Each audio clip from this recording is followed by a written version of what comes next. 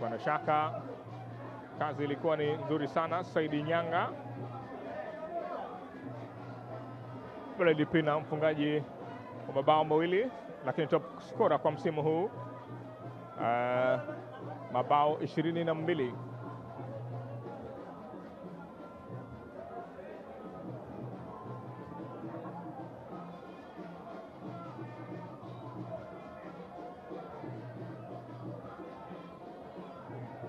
Lakini namwona Fahad Musa, Mohamed Mkonga, Mahmoud Mkonga, huyu mchezaji ambaye amesajiliwa akitokea timu ya vijana ya Azam.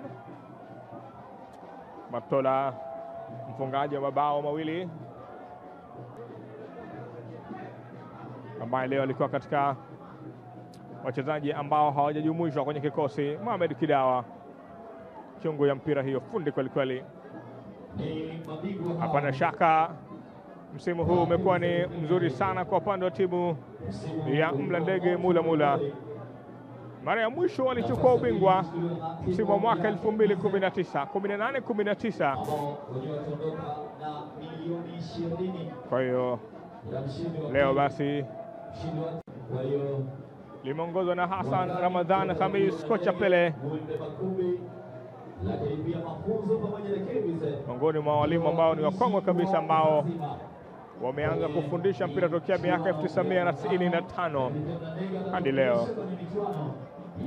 Si mwalimu ambaye ana kumbukumbu labda kwamba amecheza kwenye timu ya Malindi, amecheza kwenye timu ya nani, labda ya Mlandege wakati huu ambao ilitamba, au utasema alipitia wapi. Hapana, huyu mwalimu, imekuwa ni siku nzuri kwa upande wa mashabiki pia wa timu ya Mlandege Mulamula.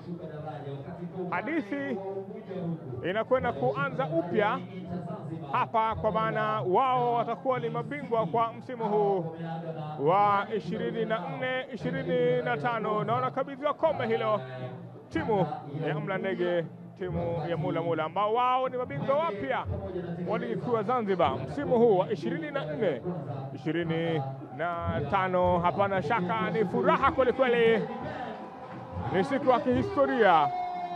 Hizi si hadithi za alfu lela ulela, ni hadithi ya mapambano, ni hadithi ambayo inaandika kumbukumbu mpya kwa wachezaji wa timu ya Mlandege. Hawa ni wanaume ambao wameandika historia ya kwamba wao ni mabingwa, wao ni wataalamu.